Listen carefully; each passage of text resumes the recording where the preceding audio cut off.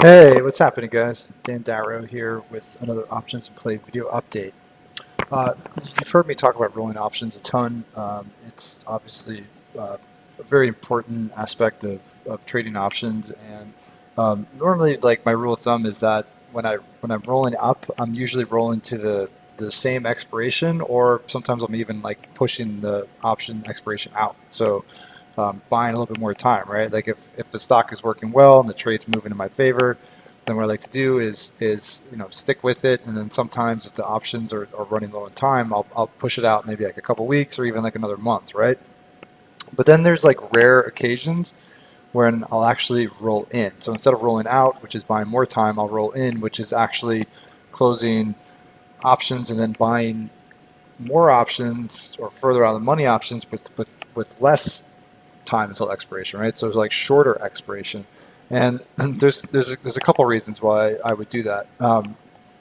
First, and I have Salesforce here up just because it was like a recent example for options in play, is if a stock has really moved quickly. Okay, so if there's been like a really fast move and it's basically gotten into the target range a lot sooner than you anticipated or I anticipated, what that does is it kind of like pulls forward like the trade potential, right? Like I'm thinking, you know, for a name like Salesforce, it could take a while to get to 275, but it happens in 2 weeks, right, post earnings. So ultimately, for me, like I feel like might not be in this trade, or the trade might not need as much time as I originally anticipated. So if I'm looking to roll and I want to look at contracts that are less expensive, right? Because that's one of my rules of thumb when I'm rolling is I want to continuously like lock in money and try to roll to like lower debit contracts to make sure I keep removing the risk, keep removing that original premium out of the position, right? So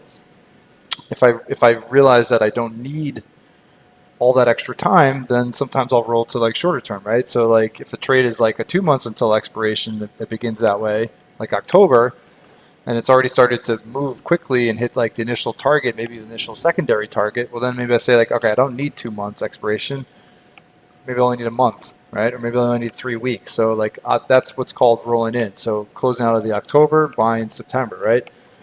Another scenario where this could pop up is due to the actual strike prices of the listed contracts. So on some for some stocks, they'll only have, especially like higher price point stocks or like a $260 stock like Salesforce 270, is that over like a certain level, they'll only have contracts listed, say at like $5 increments or sometimes $10 increments, meaning like they only have 260, 270, 280, 290, 300 calls available, right? Um, Now, if you go to shorter term expiration, like a stock like Salesforce, it'll likely have $5 increments or even like $2.50 increments, right? So like 62.50, 65, 67.50, 270, 270, 250, right? So if I want to go with options that are lower debit, like I'm always talking about, roll into like lower debit, remove your debit out of the trade, right?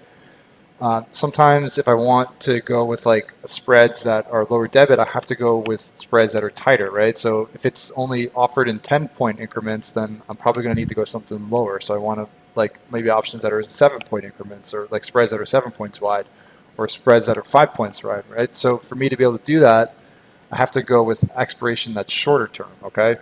So in this case, like what I want to pay is dictating what expiration I go to. So like a lot of times if I want tighter spreads, then I have to go to shorter expiration. So that's to me would be a justification for rolling in, right? So rolling out of maybe October monthly and into something shorter because I want spreads that are tighter, and those are only offered in shorter term expiration contracts, right? So it is a little bit more unusual, but there are reasons why sometimes it can make sense to if you have long expiration, maybe roll to shorter term expiration. Especially if the trade's moving in your favor, it's playing out quicker than you anticipate, or if you really, really, really, really want to be conscious about what you're paying, like debit wise, and you want to design some spreads, maybe you have to go with something that's a little bit tighter. All right. So just something that popped on my radar. I figured I'd kind of like walk through it because I haven't talked about that actually in a while. So it's It's one of those things that you might not encounter very often, but if you're ever in the situation now, you kind of know what I mean when I say roll in. All right.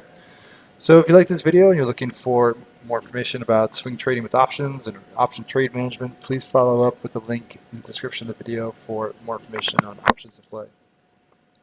Hope you have a wonderful night. Stay well, and I will talk to you all tomorrow.